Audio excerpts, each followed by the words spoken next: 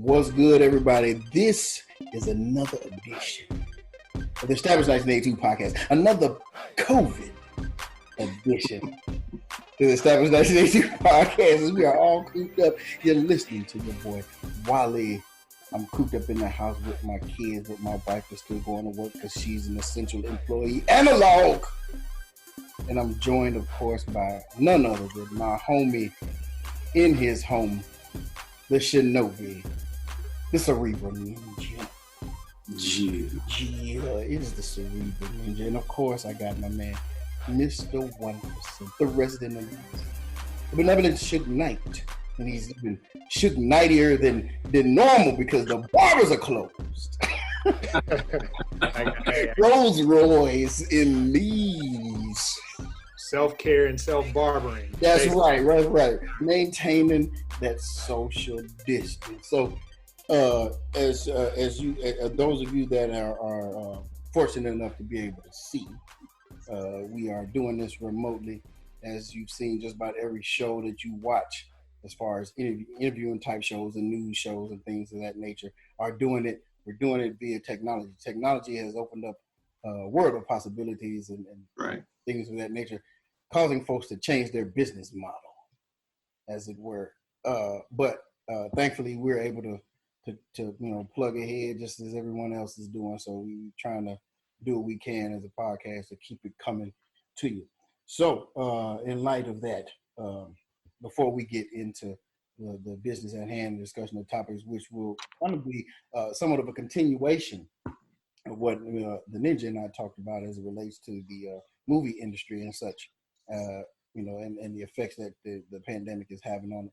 Before we get into that, we would like to acknowledge those that have been supporting us on the podcast via patreon.com/EST1982 podcast. That is patreon.com/EST, 1982 podcast. We thank you supporters for, keeping the lights on and allowing us to do, things that we need to do, including these unprecedented podcast recordings that we've been doing. So without any further ado, I'd like to start with my lovely wife. Of course, I'm at home, so I have to say it even louder that she's my lovely wife. And she is a supporter of the podcast. Thank you so much, Carrie Ledbetter, for being a supporter. Look, y'all, my man, Trip Mallard is calling. I can't answer the phone. Oh, nice. I gotta call him back. But he's a supporter at heart. He's on the podcast. Sorry about that derail. We have we got the Jamal Whiteman representing that Philly out there, representing cooped up in Philly. That's about to become a hot spot out there. So just shout out and prayers for him and everybody in that area, especially up there in the Northeast, man. So shout out to Jamal Whiteman. We're praying for you, bro, and all the folks up there. Jamal Whiteman. We got Terrence Don't Call Me Richie Rich is a supporter of the podcast. Thank you so much. We got Brandon Enigmatic 52 is a supporter. Thank you so much. He's our Madden aficionado. He don't have much to talk about because I don't even know if developers can congregate. And I guess they can probably do their thing from home. But they might still be able to push the stuff out, but they won't be able to go out and interview the players to get to talk about those player ratings and they're so irate about, and I'm happy with Brandon Enigmatic 52. We got Militant Billy, aka Mage TV. We got the Professor. Thank you so much for your support. Also, we got my man out in Cali, and another area that's kind of going through it too in the LA area. We got my man Johnny Prototype. Thank you so much for your support out there. We got Tori Moore in the ATL. Thank you for your support. We got Jim Stumball. Thank you, sir, for your support. And Ryan, help me with the last one. Tuition. Gosh, I said I messed that name, but I want to mess that up. Thank you for your support. I feel like I'm still missing something. It's been so long trying to remember them all. Did I get them all? Billy, if I got them all. Non-professor. I got Professor. Are you good? Okay. I don't want to leave anybody out, man. I just, what I'm saying? especially supporting us during this time. We need y'all. We need the fans. We need you. Thank you so much for your support. We cooped up in the house, COVID, and so Yeah, seriously though, to our supporters and to everybody. I mean, man, just stay safe. You know, this is a crazy time. I know y'all are being sensible and staying at home.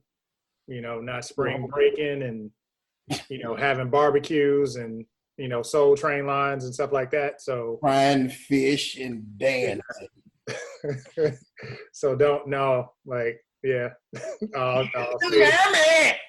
We got it going already. Didn't take long. Got that nut in, baby. Yeah.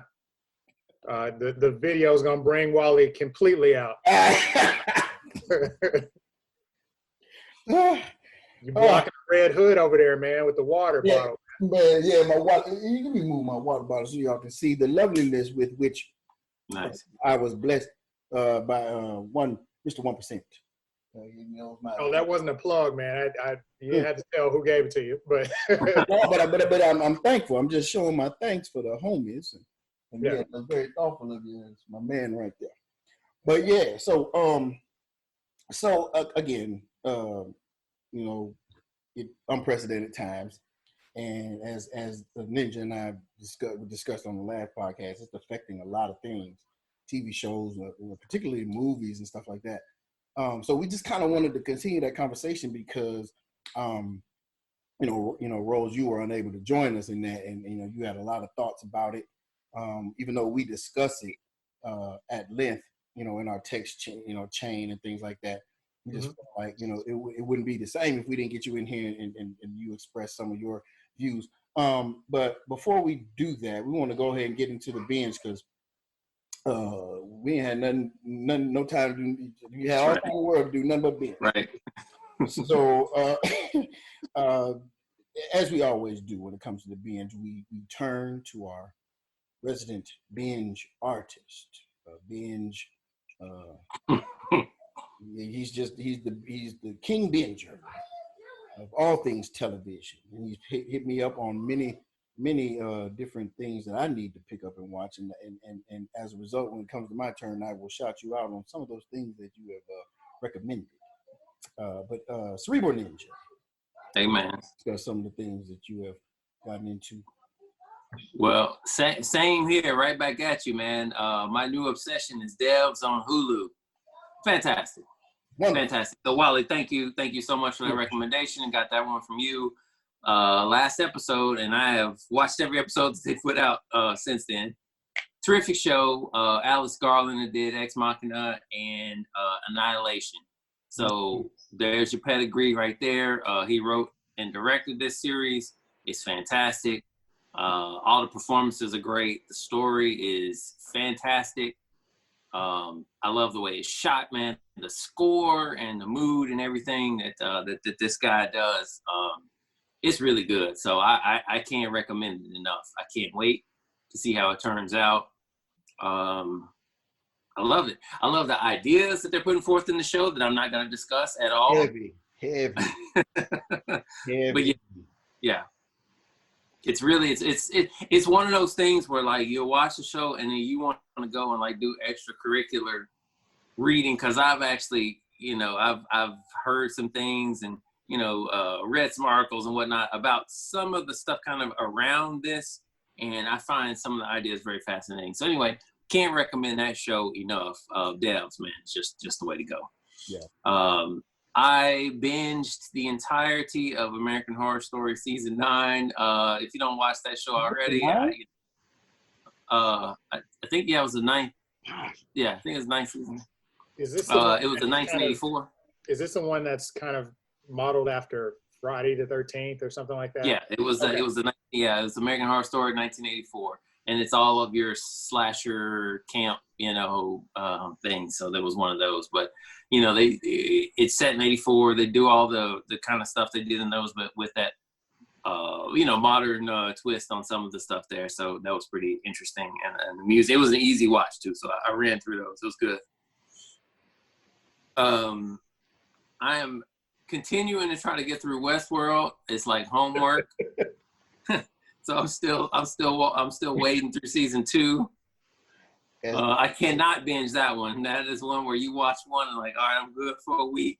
I'll watch another one next week. You can do it. You just gotta fight through it. Matter of fact, after Yeah. this podcast is over, I'm going right to watch the show. It's just not too long. It just went off, and at the time of this recording, and I will jump right in.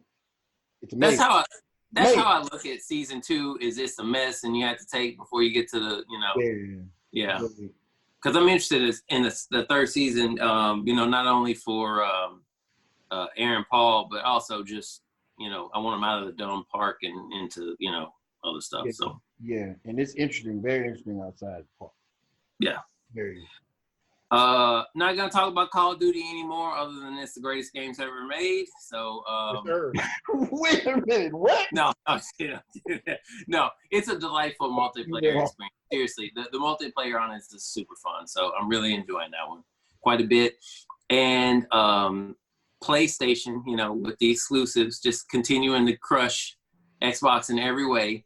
They did a remaster of Modern Warfare 2, which is one of my favorites in the series. And they did a remastered edition for $20. It came out on PlayStation April 1st. Xbox gets it a month later because, they're whack like that. And but it's got some good levels in it, man. There's the one, it's called Wolverines. And it's a reference to Red Dawn, where you're fighting the Russians when they invade the U.S. And so you're like fighting through, the Burger Kings and all that kind of stuff. I remember that level, man. I replayed it so much, so can't wait to get back on that one. Anyway, I did jump over to the PlayStation. I know I'm going a long time, but man, I mean, we're stuck in a bunker, right? So what is there to do but play stuff? Days Gone on the PS4.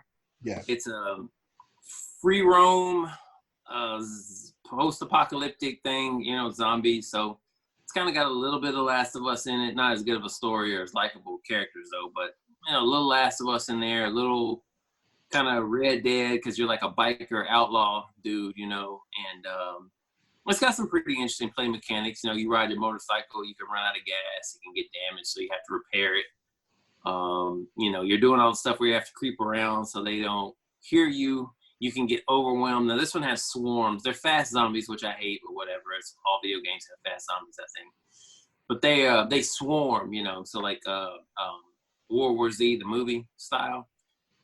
So you can really get overwhelmed if you're not careful. But I think it's a pretty good game. So far I'm enjoying it. It came out a while ago. And I bought it months and months ago, and I just haven't, gotten around to it because of that Call of Duty. You were the one that said you didn't like the running zombie model. Hate it. Yeah, hate them. But But you do realize that some of the people that become zombies were probably athletic. They're in their pre-zombie. Right. I am fine with the. What I'm saying? Like the Usain Bolts of the world that got zombified would probably be able to chase down most folks. I'm fine with a fresh one being fast for like a couple of hours or whatever. But then after all the decay has set in and such. Right, and forget it. Yeah. Plus, the way I see it, it's like a virus basically like puppeting a dead body. So it's not gonna have the coordination and all that. You know what I mean? Brain function is just in my mind. That's how it. I got it. So, anyway, all right. Last thing, I was shopping around in the back of the store. As always. The store, on the PlayStation, and got that Street Fighter 30th anniversary collection for like free practically. So I have been just killing Street Fighter 3 Third Strike, which is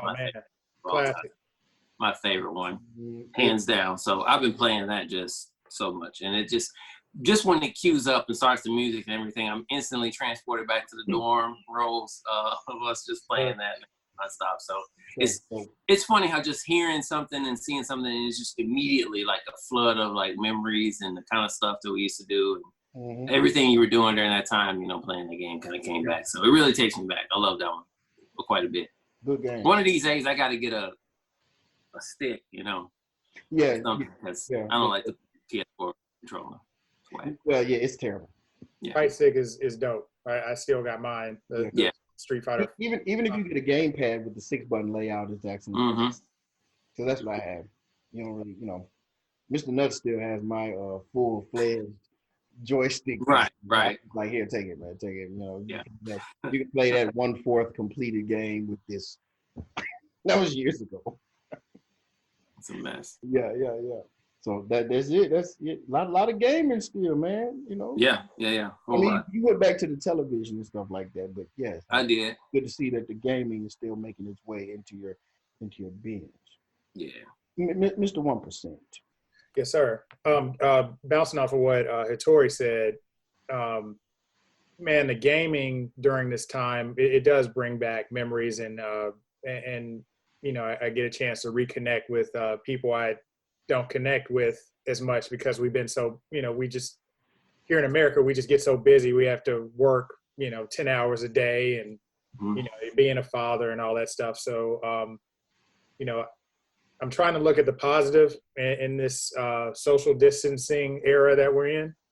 And the video games has become that bridge to connect with people. So I'm really trying to, just kind of dive into that, to kind of get through all of this because it's a crazy time. But in terms of gaming, I've been playing Call of Duty, Modern Warfare.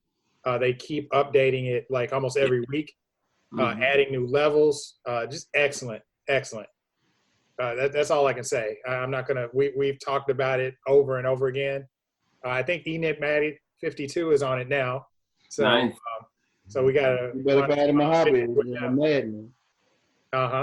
Yeah, and then the NBA season is pretty much null and void at this point. So I've been playing NBA 2K20, and that's sort of scratched the itch for my NBA. Usually when the NBA season comes around, like I'm that guy that watches the games and has the games on in the background and all that stuff. So I've been playing that. Speaking of quarantine or social distancing, don't like to use the word quarantine because that means that when you quarantine, you're actually sick. I'm thankful that we're all healthy and continue to pray for those that are sick. But this club quarantine with DJ D Nice on Instagram is just, he going hard good for my soul, man. Just hearing just finally hearing some really great music. Yeah, no mumble rap. Right, no mumble rap. And the thing about D Nice that I really like is he's playing music for us. Like he's digging in the crates. Like he going all the way back. He's playing all kinds of stuff. You playing your stuff your mama used to dance to. Right. Exactly. For real. Right. And I think he's pretty brave in playing that stuff. He doesn't feel like he's alienating anybody. He's just playing good music. That's all, yeah. And so yeah, that's been great on IG. Ninth Wonder has been putting out some DJ mixes that are excellent. Yeah. He's probably on right now. I'm pretty sure he's on right now. No, he probably is. Yeah, Questlove has also had some interesting DJ mixes. Yeah. Pretty nice stuff, like deep cut kind of stuff. So I've really been enjoying that on the music front. I know that we don't really touch on that here, but I had to mention, like, if you want to get some of that music, just check out IG and check out D Nice. Check out his live streams and stuff. That guy I think he had 150,000 people at one particular point in time. Yeah, it's crazy. Yeah. Especially when it first kicked off. It was 5 days long worth of just marathon. Right. Yeah, exactly. Man, getting into TV, and this will be my one mention. Far Sector did come out. I couldn't go to the comic book store to pick up my issue. I'm a comic book collector. Well, if you did it here in town, it wouldn't matter. It would have been there. True. But that's a story for another day. Yeah, we'll talk more about that a little later. But Far Sector, man, N.K. Jemisin and Jamal Campbell. It's just a 1-2 punch. Great writing, great artwork. I mean, great story. Wow. Just I can't say enough about Far Sector. People are sleeping on Far Sector for sure. People don't wake up. Yeah, and then last but not least, man, because of COVID-19, CBS they extended their free trial for 1 month. Yeah. And what's the hands for? Because I ain't paying. Right. Okay. You need to hurry up and get in there. That's not my hand sanitizer. You'll watch you some Magnum PI. Excellent. CSI, NCIS. Right. Yeah. Anyway.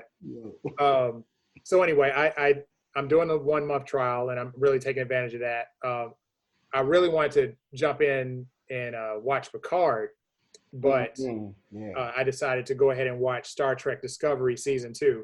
I thought season 1 was solid. Man, season 2 like blew me away. So we were talking about the state of the TV shows, and we were talking about Disney. One thing I wanted to pose was, it's interesting now. We're living in a time where, like for example, I just watched Onward with my 2 young kids, and that went straight to Disney Plus. So I don't know how they're going to recoup their money. I guess they're going to count on, another 1 million subscribers to subscribe to Disney Plus during this time. So you'd be foolish if you did. That's if you like. The other thing too is if for some reason Onward became the thing that I guess generated a lot of buzz for Disney Plus, they might follow suit with Black Widow. And then you can see it, Wally. You don't have to worry. Why are you making a face, man? Hating on Black Widow. Not because I don't care about that movie. I just don't know if Disney and the MCU, especially particularly Disney, I think they would rather want that box office draw. Because that was part of the conversation we had offline after Jamal and I recorded the podcast the last time, right? They were talking about the price point for some of these movies that come out, like the Bloodshots and all the other stuff. What was it, like 20? What was it, 29? $20. $20. So $19.99. Mm-hmm. Paul and I went on record saying that we pay almost 4 times that. That's true. Just, and then I was kind of tripping off, and Mr. Nuts was of the mind that that's just ridiculous. Right. They want $6. I'm like, man, they ain't doing $6, bro. Now, let's be realistic about this thing. They're not gonna give anybody an opportunity to have a watch party with hundreds of people at $600. I mean, at $6. This is right. They're gonna try to recoup as much as they can. And so that's one of the reasons I would be very shocked if they brought something like Black Widow to Disney Plus for the what is it, $7.99 for the Disney Plus right now? Right, and then they only get a percentage. Right. I mean, a small percentage of that.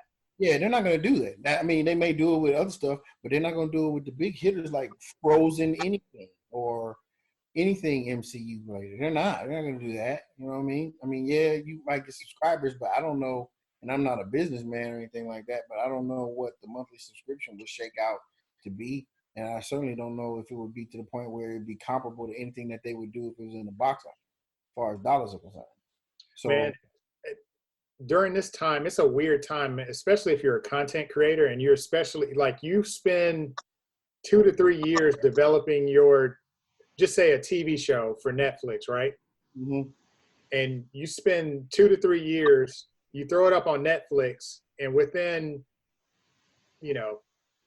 somebody binges it within a weekend, and then they basically say, well, this was garbage or whatever, I mean, that's just, for movies to do that, for, spending millions of dollars, I don't know.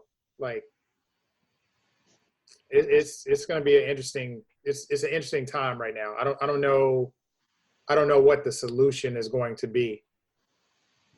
There was an article I read, Jeffrey Katzenberg. I think he helped start DreamWorks, Don't fact check me because that could be completely wrong. But anyway, he's a big time film producer, and he was saying that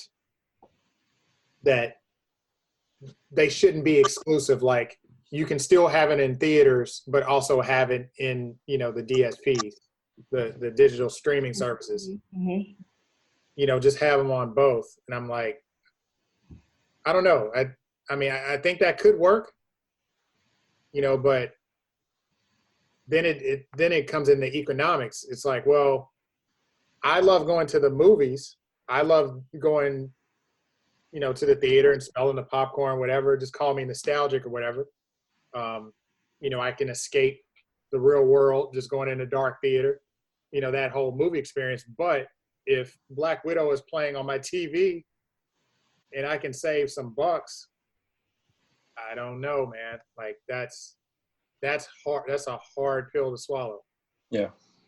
So especially as our setups get better and better. I mean, nice 4K TV, 5.1, 7.1 surround. Yeah, it's kind of tough. Right. Don't have to, get dressed and shower and deal with people coughing on you. You know what, man? I hate to keep bringing back that.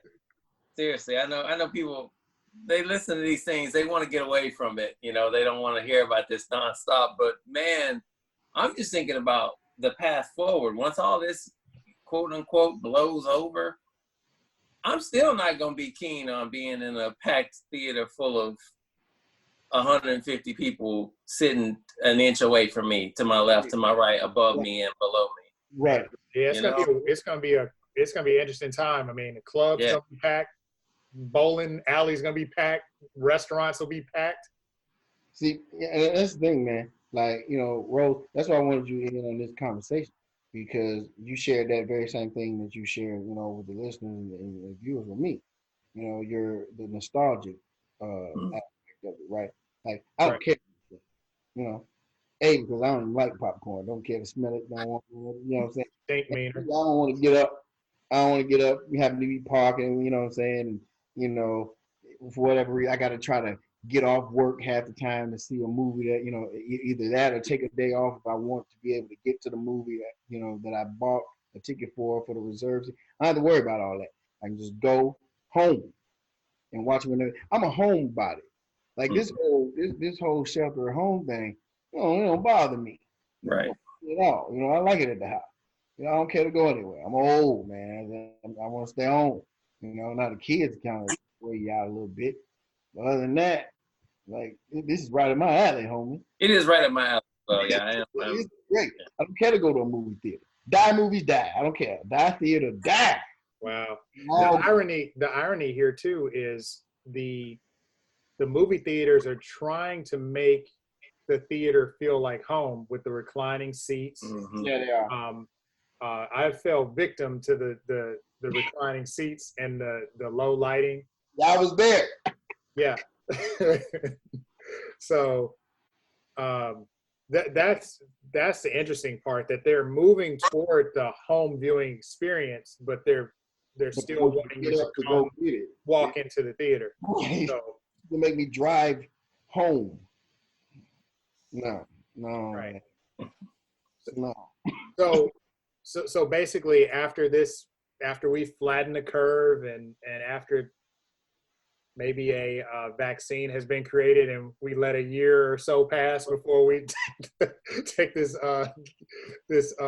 COVID vaccine, would you go to the theaters again? I'll be right back in there. But I really think I'm going to embrace what our Asian friends have embraced for years. When you're out, you'll be out and about, and you'll see somebody with the man. I'm not trying to trip, man. I'm just saying, you know what I mean? A lot of folks figured this out a long time ago. So, like, man, I'm gonna probably get on that program for a little while, man. Where I'm at the mall, I got a mask. I'm at the theater, I got a mask. Man, I'm gonna have the joint like a year. Creed, where they had the 3 holes, the scientific, like the real deal. The rebreather, the filters and stuff. Yeah, like Bane. Yeah. Or I mean, you could like get decorative with them, and do. Yeah, get Joker one. You know what I'm saying? The smile. Yeah. I mean, I think that's the way forward, man. It's just. Yes, the answer is yes. I'm definitely going to be back in the theater. I will probably have a mask on. And you can look at me if you want to, because I won't be the one getting coughed on. Coughing and having shortness of breath. Right. Man. I don't know, man. You ain't got to work. So, movies and TV, man, it's going to be interesting for TV, just to touch on that before we move to the next deal, comic books. But, man, TV is going to be interesting too, because like you said, Wally, there's a lot of shows that were getting produced for TV. We might enter a realm where, we're entering a realm where Instagram is becoming the new TV. Yeah. If you think about it, like when Primetime is putting out they're putting out their shows, Primetime, and you got DJ D Nice putting a set on IG, and he getting 150 just like that. So this whole thing is like flipped on its ear. Like the concept of, I guess, the movie theaters, our TV viewing habits, they're on the brink of change, and it's almost like COVID just pushed everything off the cliff and said, "Sink or swim." Yep. Yeah. I have found that all of the YouTube channels that I'm subscribed to, they've increased their content because they're stuck at home. Yeah. So they've just started putting more out. Like people that used to do 1 video a week or 2 videos a week, now, they're doing one every other day. Because they know they got a captive audience, and they're taking advantage. So right.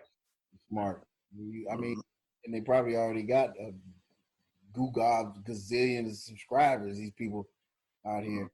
I know my kids are watching these people, and they on there talking about quarantine and stuff. Right. Getting them clicks and that money. Yeah. Now, one thing that's interesting is the animated stuff. We might see a resurgence of just straight animated things, because that can be done remotely. That's right. You can still have a writer's room to do the Zoom thing like we're doing. Right. They can trade files off, digital files, and they can hire animators to do it. Rendering it might be a different. Well, no, they can render it. They can render it online. So voice acting can be done remotely. Correct. So Ninja, you don't have to worry about Spider-Verse 2 being delayed.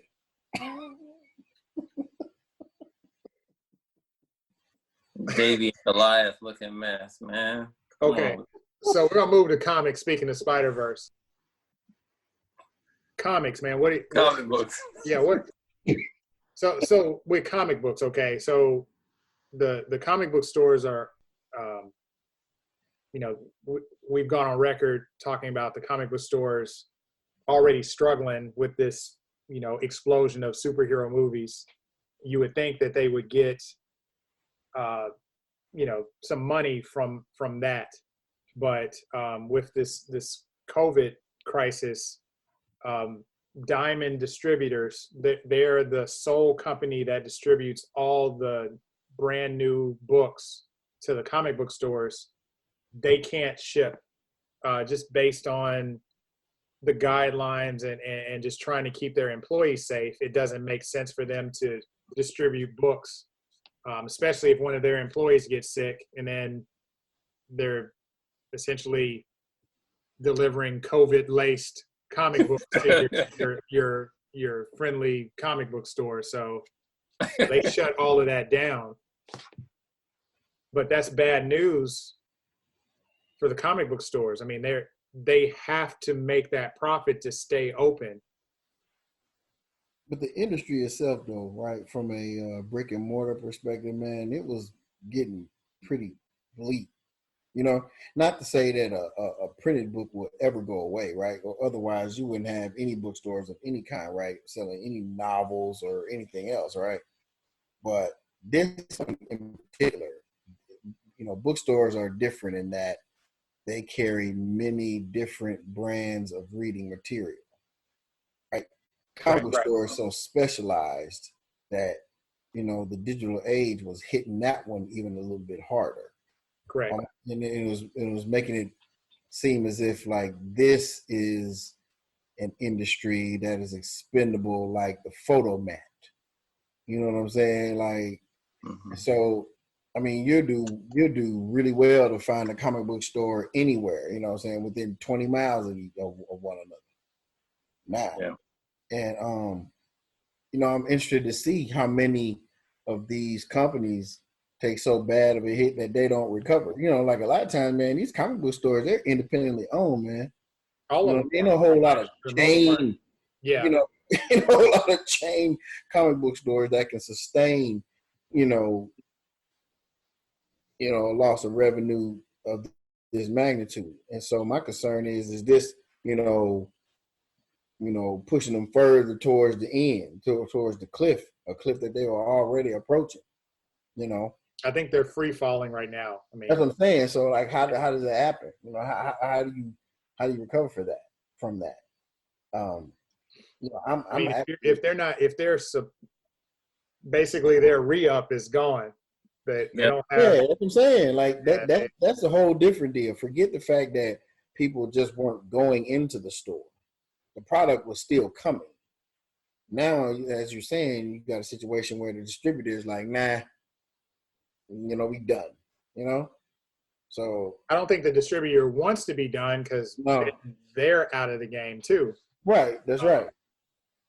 I don't know if we're going to go back to, I guess the first thing is, you know, for all those comic book collectors out there, man, just hold on to your books hold on to them because now they're going to be super high, you know, worth something now. Yeah, I mean, anything printed. Pretty much your comic books just became the new vinyl, basically. There's a resurgence in vinyl now. Everybody's getting vinyl, you know, getting albums and stuff like that. But your comic books, if we don't get out of this COVID thing pretty soon, I don't know. I'm struggling to find a solution for the comic book stores. I want the comic book stores to still exist. What are your thoughts? I'm scared to ask the question. To me or So here's where you can copy paste what Wally said about movie theaters and just replace with comic book stores, man. I've been Bobby Digital for a minute now. When it comes to these comics, Marvel Unlimited is a great service right there on your iPad. You don't have to drive to anywhere to go get it. It's right there.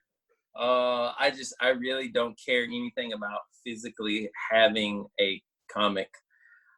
There are certain ones, you know, I've got my favorite artists and things that I will run to and buy their stuff whenever it comes out. Mm-hmm. But your day-to-day stuff, I'm fine to just read it online. To read the digital version, that's just kind of keep going, man. Anyway, that's just kind of my deal. I'm not that hung up on the comic store, especially when you know, some of them are shady dirt bags that do weird stuff that I won't name by name, but you know, so I do like digging around in the dollar bin, you know, and seeing what kind of old stuff you can find in there. That's pretty fun, but yeah, you know, don't really bother me one bit or another if I go into a comic store again. Honestly, I like seeing the figures and the, you know, the merch they have in there, but like you don't really partake. You don't really buy those things, really. No, I just like to look at them. Yeah, I mean, really, when I go to a comic store, it's because like one of my 3 favorite artists has a book out that I want to get. Or I'm going to dig around, I'm going to fish around in a dollar bin and get a bunch of just random stuff just because, you know, But generally, when I go, I'm going with our boy Trip Mallard, or I'm taking my kids. I never just go for myself, just like, hey, I want to go to a comic store. They've been gone for me for a long time. Pretty much Marvel Unlimited coming out with that subscription service pretty much sealed the deal for me. Yeah. Well, it looks like we lost Wally. We'll keep it moving and wrap COVID. it. COVID.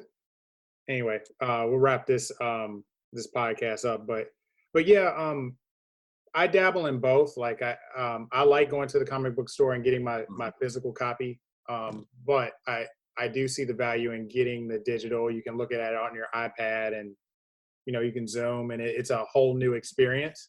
Right. I think technology has definitely filled in the gaps in that the comic book reading experience. I just hate it for the store owners that are passionate about comic book collecting and stuff like that, because essentially I'm not trying to be a doomsayer here. And I'm praying that the comic book stores survive this blow. Mm-hmm. This is a crushing blow for a struggling industry.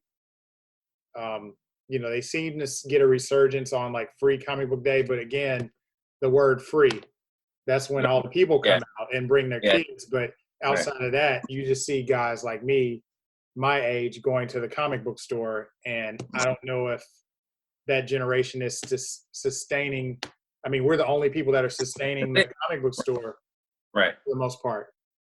So that's sad, but I mean, the big takeaway here is just like how this pandemic has really just thrown everything off the cliff and said, sink or swim, survival of the fittest. It's survival of the fittest right now. Exactly. I mean, I think just like what record stores face, man, I think like record stores, I guess they exist for, I don't know, collectors or whatever, like vinyl, like what you were saying before, but I mean, and I collect vinyl. I guess I'm just a analog. It's a niche, right. It's a niche thing. I mean, now, iTunes and MP3s and whatnot. It completely destroyed the record store industry. So right. I think that this is going to be it's a forced thing, but this is very similar in that I think people are. If they want the comic fix during this time, they're going to realize, I can go online and get them. And then maybe they realize, I can just, that between that and then young people today, I mean, my oldest loves comics. Occasionally she'll get a graphic novel off of Amazon or whatever, but for the most part, she's perfectly happy to read her web comics and then to do the Marvel Unlimited stuff. She doesn't care to have a thing to hold in her hand, doesn't mean anything. I mean, that's going to be interesting too. Is Amazon going to be that new thing where it's like, if you really want your physical copy, you just have to order it? Like, wouldn't that be terrible if they were the only comic store there was Amazon? Oh man, I hope not. Yeah, I'm barely getting my packages now from Amazon during this crisis. That's another interesting thing, Yeah. So I don't know, man. This is definitely a moment just in life in general, but especially in the geek culture realm. I mean, everything is just turned on its ear. Like we were in this golden age of movies like and Panther movies and like getting to see all the stuff that we want to see, and now it's kind of like, wait a minute, you might not see nothing new for a while, I hate all the stuff like the production of everything that's been halted. That sucks. I am a little bit excited to see what happens. I know we should talk about this in the movie section, but I'm a little bit excited to see, hey, are we going to have like this overstuffed 2021 where they put 2020 stuff in there and 2021, or is everything just on a sliding scale back 6 to 8 months? You know what I mean? Like I'm interested to see what they'll do. Like, are they just going to bang out a Marvel movie every 2 months, to get themselves back on track? Or are they I don't think so. I think they're going to be a lot more cautious. Right. Or they just produce it. Yeah, they produce it really fast. So. But all those movies that are in the can that were going to be released this year, I wonder, are they releasing them next year and then still? Well, I guess everything it's going to even itself out, I guess, because the production of a lot of things has been delayed. Right. So maybe there'll be a really full year after all, now that I think about it. Or maybe when this curve gets flattened, maybe some things start picking back up. But I don't know.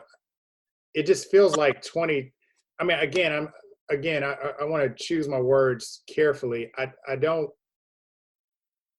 not trying to be a doomsayer here. It's like 2020 might be a done deal for a lot of these productions. I mean, it's kind of like looking at my kids' school. It's like they keep pushing it back, and I'm like, just stop, y'all. Like we're going into summer.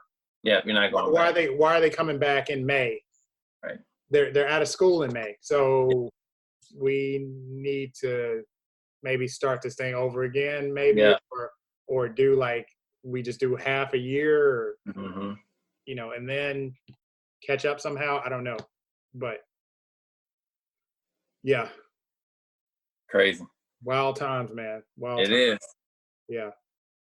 But anyway, again, man, I just hope and I was hoping Wally could join us as we usher the end of this episode that we have pieced together on Zoom. But his Boost Mobile is not oh man, very well right now. He might be hearing you right now, but but anyway, thank you guys for listening to us and sticking with us, and and seriously, y'all, like stay safe, stay healthy. Just try to focus on the positive in this time. I know there's a lot of stuff to be negative about, a lot of stuff to get stressed and anxious about, but just focus on the positive. I've seen a lot of positive things that have come out of this, and that's not to downplay the grimness of what has happened and lives that are lost, and our hearts go out and prayers go out to those families that have been affected by the coronavirus. But anyway, we're gonna just keep. Yeah, go ahead. And can I say also, the folks listening out there, I know I'm certainly turning to podcasts and entertainment to try to get my mind off of this thing. So we don't plan to dwell on this every episode, but at the same time, we can't. It'd be ridiculous to ignore what's happening around here. Obviously, that would be weird too. So, we've talked about it for a couple episodes. We're probably going to move off of it after this and, try to find something, even if we're talking about, what we're watching or what we're playing or doing or whatever. We'll try to keep it light, going forward and whatnot. But at the same time, we're not going to pretend that what's happening is not happening. That's kind of weird too. So. Right. Well, anyway, we definitely have, a lot of content out there while it's trying to get back in. We have our mother podcast, this one, Established 1982 podcast. We also have Naomi, season 1 that is finished. So if you haven't checked out Naomi, you can't get into comic book stores, but you can get it digitally. And you can listen to our podcast. We do a podcast on every issue, our episode on every issue. We're doing the same with Far Sector. As far as I know, Far Sector is continuing in the digital realm. So we're going to record issue 5 soon. We also have the Watchmen podcast. That show has, if you're binging Watchmen now, we have a podcast for you there, Watchmen the 82 podcast. Wally and I are working on another podcast soon. Will be more details on that later. But you can check all of this stuff out on our website, est1982podcast.com. If there's any news or updates, you definitely can find them there. We also have a Facebook group. Just look up the EST 1982 Podcast Network group. We got a lot of our fans having discussions about what we've talked about on the podcast or just in general. But anyway, thank you guys for listening. Stay safe, stay healthy. just Stay home. And stay home. Yes. Yes, I don't want to curse, but stay at home. Yes. Anyway, we'll holler at y'all. Peace. Peace.